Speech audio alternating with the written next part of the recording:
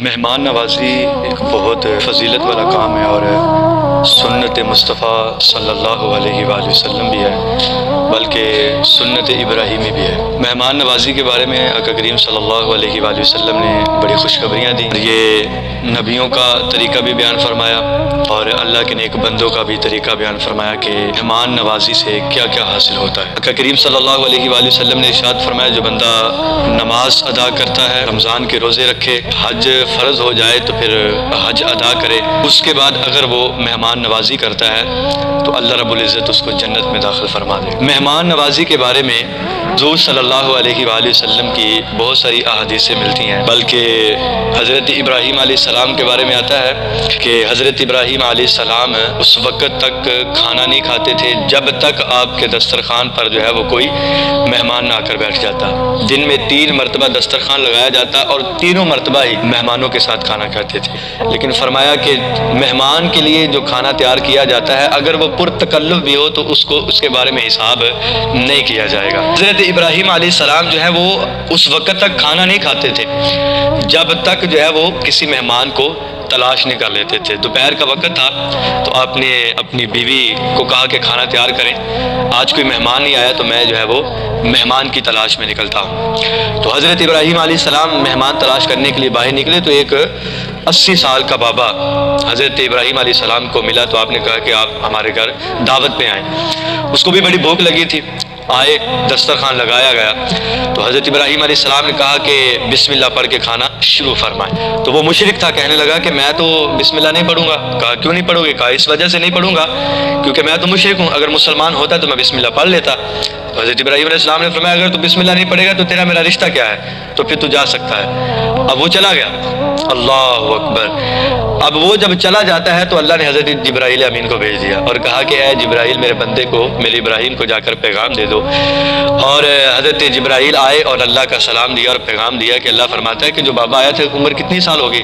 تو حضرت ابراہیم علیہ السلام نے فرمایا 70-80 سال ہوگی۔ تو حضرت جبرائیل کہتے ہیں کہ اللہ فرماتا ہے میرے خلیل مجھے 70-80 سال ہو گئے ہیں اس کو کھلاتے ہوئے، جبکہ 70-80 سال ہو گئے اس نے میرا نام نہیں لیا اور میں کھلا رہا ہوں، اور اے ابراہیم تو نے میرے بندے کو ایک وقت کا کھانا بھی نہیں کھلایا۔ اللہ اکبر۔ جب یہ بات سنی تو حضرت ابراہیم علیہ السلام بھاگے اور ان بابا جی کو تلاش کیا، کہا بابا جی آؤ کھانا آپ کا انتظار کر رہا ہے۔ تو کہا بھائی بسم اللہ نہیں میں پڑھوں گا۔ تو حضرت ابراہیم علیہ السلام کہتے ہیں میاں نہ پڑھنا لیکن آؤ کھانا تو کھاؤ نا۔ کہا پہلے بھی تو آپ ہی تھے اور آپ کہتے تھے بسم اللہ نہیں پڑھو گے تو کھانا نہیں ملے گا، اب کیا ہوا؟ اللہ اکبر۔ کہا جس کا نام نہیں نہ لے رہا تھا اسی رب کا پیغام آیا ہے اور اسی نے پیغام بھیجا ہے۔ تو وہ بابا جی کہنے لگے اچھا اگر اس نے پیغام بھیجا ہے تو کھانا بعد میں کھاؤں گا، پہلے مجھے بھی اس کا غلام بنایا جائے اور مجھے بھی اس رب کا جو ہے وہ کلمہ پڑھایا جائے اور مجھے بھی دین اسلام میں داخل کیا جائے۔ تو مہمان نوازی اتنا بڑا اجر ہے کہ حضرت ابراہیم علیہ السلام اس وقت تک کھانا نہیں کھاتے تھے اور جو ہے وہ جب تک مہمان جو ہے وہ دسترخوان پہ نہیں آ جاتا تھا۔ اور ایک روایت میں آتا ہے کہ مہمان اپنا رزق لے کے آتا ہے اور مہمان اللہ کی رحمت ہے۔ حضرت موسیٰ علیہ السلام اللہ کی بارگاہ میں عرض کرتے ہیں نا کہ مالک جب تو اپنے بندوں پہ خوش ہوتا ہے تو کیا کرتا ہے؟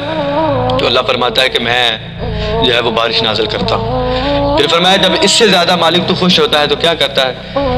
تو کہا میں جو ہے وہ ان کے گھر مہمان بھیج دیتا ہوں۔ کہا اس سے زیادہ خوش ہوتا ہے تو کیا کرتا ہے؟ کہا میں اس کو بیٹی دے دیتا ہوں۔ تو اللہ کے راضی ہونے کا ایک ذریعہ کسی کے گھر مہمان آنے کا ہے۔ مہمان جب آئے تو تیور نہیں بدلنے چاہیے اور پریشان نہیں ہونا چاہیے، کیونکہ مہمان اپنا بھی لے کے آتا ہے اور تمہارے لیے رحمتیں بھی ساتھ لے کے آتا ہے اور برکتیں بھی جو ہے وہ ساتھ لے کے آتا ہے۔ آپ جو ہے وہ صحابہ کرام اور صوفیاء کرام کی زندگی تو پڑھ کے دیکھیں کہ وہ کس طرح کے جو ہے وہ مہمان نواز تھے۔ حضرت پیر مانکی شریف سندھ والے پیر جو ہیں وہ حضرت پیر جماعت علی شاہ صاحب کے پاس ایک وقت جو ہے وہ دن کے لیے آئے ملاقات کرنے کے لیے، تو رات کا وقت تھا، آدھی رات ہو گئی تھی، تو وہ پیر صاحب آئے تو بغیر بتائے پیر جماعت علی شاہ صاحب نے اپنی بیٹیوں کو سیدزادیوں کو اٹھایا اور کہا کہ کھانا بناؤ۔ جب کھانا بن کے سامنے آیا تو پیر صاحب نے کہا جو سندھ سے آئے تھے، کہا کہ حضرت آپ نے یہ تکلف کیوں کیا؟ مجھے 20 سال ہو گئے ہیں، میں نے جو ہے وہ رات کو کبھی کھانا نہیں کھایا، میری طبیعت طبیعت خراب رہتی ہے اور میرے پیٹ کا مسئلہ ہے۔ تو پیر سید جماعت علی شاہ صاحب فرماتے ہیں آپ کو 20 سال ہو گئے ہیں، مجھے 60 سال ہو گئے ہیں، میں نے کبھی کسی مہمان کو رات کھائے بغیر سونے نہیں دیا۔ تو لوگوں نے کہا کہ حضرت سید زادیوں نے آدھی رات کو اٹھ کے کھانا بنایا، آپ کو کھانا پڑے گا۔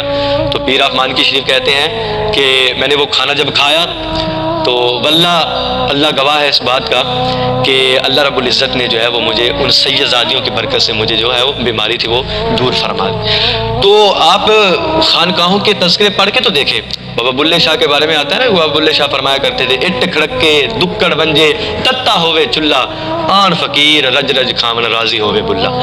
تو علماء کا، صوفیاء کا جو ہے وہ اللہ کے نیک بندوں کا، نبیوں کا یہ وتیرہ رہا ہے مہمان نوازی۔ آقا کریم صلی اللہ علیہ وسلم کی بارگاہ میں ایک مہمان آ گیا تو حضور صلی اللہ علیہ وآلہ وسلم نے جو ہے وہ ارشاد فرمایا کہ کون ہے جو آج اس میرے مہمان کی مہمان نوازی کرے گا؟ ایک انصاری صحابی کھڑے ہوئے اور عرض کی کہ یا رسول اللہ میں ان کی مہمان نوازی کروں گا، میں اپنے گھر لے کے جاؤں گا۔ تو یہ صحابہ میں سے غریب صحابی تھے، گھر آئے، بیوی سے پوچھا کچھ ہے؟ تو بیوی نے کہا کہ جو ہے وہ بچوں کے لیے روٹیاں ہیں، اس کے علاوہ ہمارے لیے بھی کچھ نہیں۔ اللہ اکبر! میں توجہ چاہوں گا کہ انسان سب کچھ برداشت کر سکتا ہے لیکن اولاد کی بھوک برداشت نہیں کر سکتا۔ ماں باپ بڑی بڑی تکلیفوں کو برداشت کر سکتے ہیں لیکن اولاد کی بھوک کی تکلیف اور اولاد کی کوئی بھی تکلیف برداشت، اولاد کمزور کر دیتی ہے ماں باپ کو اور اولاد بڑے بڑے جتن کروا دیتی ہے۔ اللہ اکبر! تو کہا کہ بچوں کے لیے جو ہے وہ کھانا ہے، اس کے علاوہ ہمارے لیے بھی نہیں ہے۔ تو وہ صحابی کہنے لگے کہ آج رات بچوں کو بھی بغیر کھائے سلا دو۔ وہ بیویاں بھی بڑی عظمت والی تھی نا، وہ عورتیں بھی، وہ خواتین بھی بڑی مرتبے والی تھی، آج کی وہ عورتیں بھی تو نہیں تھی نا۔ تو کہا ٹھیک ہے، تو بچوں کو سلا دیا گیا۔ تو شوہر نے کہا کہ جب کھانا سامنے رکھا جائے تو بہانے سے جا کر چراغ بجھا دینا، اندھیرا ہو جائے گا تو ہم بھی ہاتھ ہلاتے رہیں گے اور ان کو پتہ چلے گا کہ ہم بھی کھا رہے ہیں۔ یار یہ بھی انسان تھے، ان کے جو ہے وہ کلیجے میں بھی دل تھا اور یہ بھی اولاد والے تھے اور یہ بھی جو ہے وہ فرشتے نہیں تھے، بشر تھے، لیکن کیا اللہ رب العزت نے نبی کے غلاموں کو شان اور مرتبے اور وقار عطا فرمایا تھا۔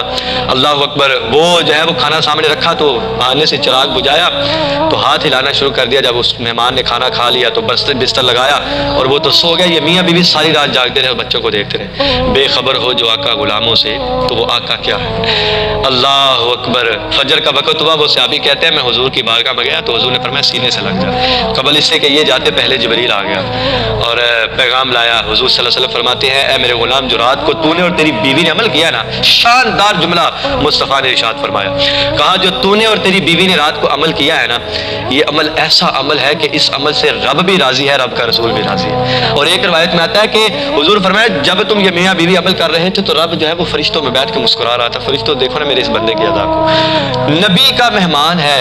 اللہ اکبر! اور مہمان نوازی میں کوئی کسر باقی نہ رہی، یہ ذوق تھا ان کا۔